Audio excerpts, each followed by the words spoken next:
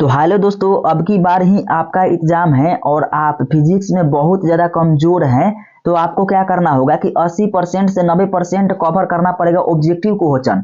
तो 80% तक objective question मैं आसानी से आप लोगों को याद करवा दूंगा। उसके बाद बचा 20% तो भी आप लोगों को मैं प्रोवाइड करा दूंगा पीडीएफ, आप लोग याद कर लीजिएगा। और दोस्तों सबसे पहले तो आप लोग इसमें से एक भी क्वेश्चन मिस मत करिएगा, क्योंकि इसमें जो भी हम क्वेश्चन ऐड किए हैं वो क्वेश्चन बैंक का क्वेश्चन है और क्वेश्चन बैंक में से ही यानी कि प्रीवियस ईयर के एग्जाम से ही यहाँ पर क्वेश्चन आता है। और दोस्तों अगर आपका तैयारी अच्छी खासी होगी ना तो आप लोग 20 में से, चलिए हम 15 आज क्वेश्चन कराते हैं, तो 15 में से आप लोग कम से कम 4 तो सही कर ही लेंगे। अगर सही आपकी तैयारी होगी तो 15 में से 4 करना है, और अगर जिसका हाई लेवल का तैयारी होगा तो वो 5 कर लेंगे, तो समझिए कि वो फर्स्ट के कैटेगरी में आ जाते हैं अभी से ही। तो चलिए शुरू करते हैं। दर्पण के चौड़ाई को क्या कहा जाता है? तो दर्पण के चौड़ाई को क्या कहा जाता है? तो पहला ऑप्शन है फोकस, दूसरा है ध्रुव, तीसरा है द्वारक और चौथा है इनमें से कोई नहीं। तो दर्पण के चौड़ाई को क्या कहा जाता है? तो इसका सही उत्तर हो जाएगा द्वारक कहा जाता है। दर्पण के चौड़ाई को द्वारक कहा जाता है। 2 नंबर क्वेश्चन है, सोलर कुकर में प्रयोग किए जाते हैं। तो सोलर कुकर में प्रयोग किए जाते हैं तो क्या किए जाते हैं? अवतल दर्पण कि उत्तल दर्पण कि समतल दर्पण कि इनमें से कोई नहीं।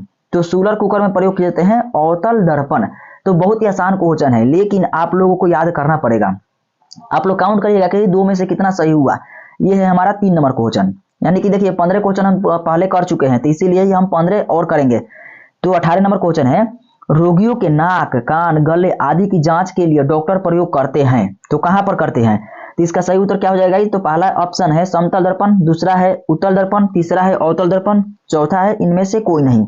तो रोगियों के नाक, कान, गले आदि की जांच के लिए डॉक्टर अवतल दर्पण का उपयोग करता है।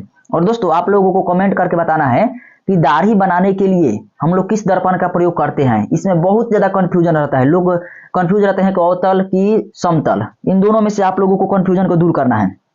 19 नंबर क्वेश्चन है, हीरा का अपवर्तनांक कितना होता है? तो 1.77 की 1.4, ये भी कंफ्यूजन वाला क्वेश्चन है तो बहुत आसान है, लेकिन इसमें कंफ्यूजन बहुत ज्यादा है। तो इसका सही उत्तर हो जाएगा 2.42। हीरा का अपवर्तनांक कितना होता है? 2.42 होता है। 20 नंबर क्वेश्चन है, मोटर गाड़ी के चालक के सामने लगा रहता है। तो मोटर गाड़ी के चालक के सामने कौन सा दर्पण लगा रहता है? आप लोग कमेंट बॉक्स में कमेंट करके बताइए, इसका मैं उत्तर नहीं देने वाला हूं। चलिए तो यहाँ पर हम 5 क्वेश्चन कर, अगला क्वेश्चन है, टॉर्च के किस प्रकार के टॉर्च जो होता है उससे किस प्रकार की प्रकाश पुंज की प्राप्ति होती है? बहुत आसान क्वेश्चन है, अगर इसको एक बार याद कर लेंगे ना दोस्तों तो ये हाई लेवल का, जैसे कि हम बोले ना कि 80% हम क्वेश्चन कवर कर लेंगे। देखिए दोस्तों, और 20% बचा तो वो थोड़ा सा हार्ड लेवल का होगा। तो देखिए यही सब हार्ड लेवल का है, तो इन सबको तो ध्यान से देखना है। देख सकते हैं यही सब हार्ड लेवल का है, इसको भी ध्यान से देखना है आप लोगों को। तो टॉर्च से किस प्रकार की प्रकाश पुंज निकलती है? तो इसका सही उत्तर हो जाएगा संतृप्त प्रकाश पुंज। संतृप्त, टॉर्च से प्रकाश पुंज कैसे निकलती है? संतृप्त।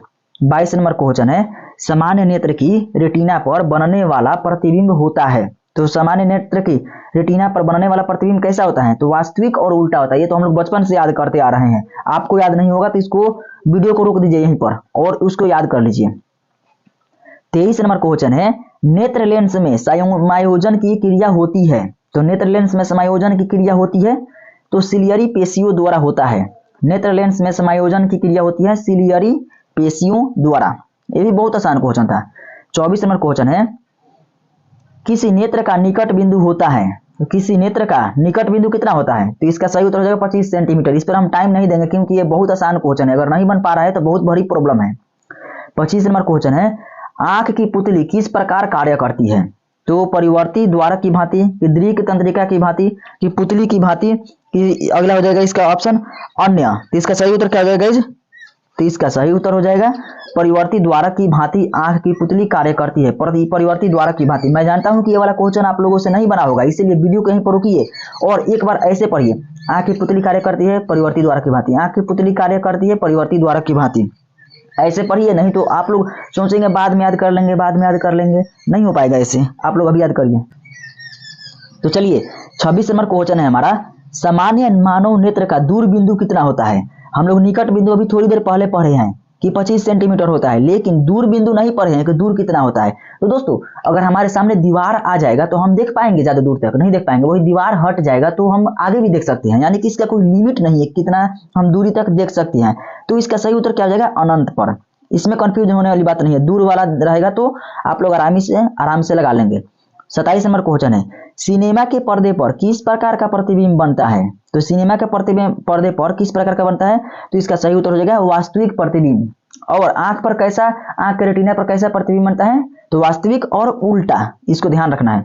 28 नंबर क्वेश्चन है, कौन यानी कि किस रंग का प्रयोग खतरे के सिग्नल में होता है। तो किस रंग का प्रयोग होता है, तो इसका मैं आंसर नहीं बताता हूं, मैं बोला हूं 15 में से कम 4 क्वेश्चन सही होना चाहिए। तो हम 2 आप लोगों को छोड़ दिए हैं कमेंट बॉक्स में बताने के लिए कि गाड़ी में पीछे देखने के लिए कौन सा दर्पण का प्रयोग होता है और खतरे के सिग्नल में किसका प्रयोग होता है। इन दोनों को कमेंट बॉक्स में कमेंट करना है। किलोवाट घंटा किसका मात्रक है, पहला है आवेश का, दूसरा है ऊर्जा का, तीसरा है विभवांतर का, चौथा है शक्ति का। तो इसका सही उत्तर क्या हो जाएगा, ऊर्जा का। किलोवाट घंटा किसका मात्रक है, ऊर्जा का। चलिए आवेश का मतलब कि आवेश का ऐसे मात्रक क्या होता है, विभवांतर का ऐसे मात्रक क्या होता है, शक्ति का ऐसे मात्रक क्या होता है, ये सब आप लोगों को पता होगा तो अच्छी बात है, नहीं तो मैं बता दे रहा हूँ। शक्ति का ऐसे मात्रक क्या होता है, तो शक्ति का ऐसे मात्रक होता है वाट।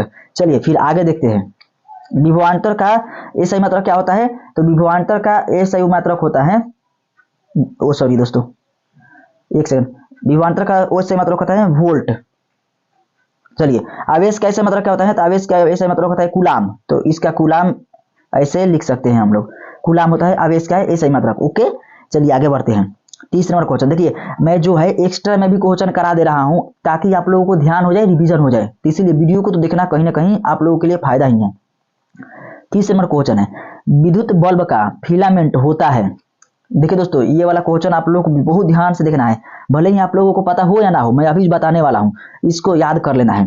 तांबा का, प्लेटिनम का, टंगस्टन का, इनमें से कोई नहीं। ये तो शुरू के 2 नंबर खत्म, ये डी नंबर भी खत्म, तो बचा कौन, टंगस्टन। तो इसका सही उत्तर क्या हो जाएगा, ऑप्शन सी, टंगस्टन का प्रयोग होता है। दोस्तों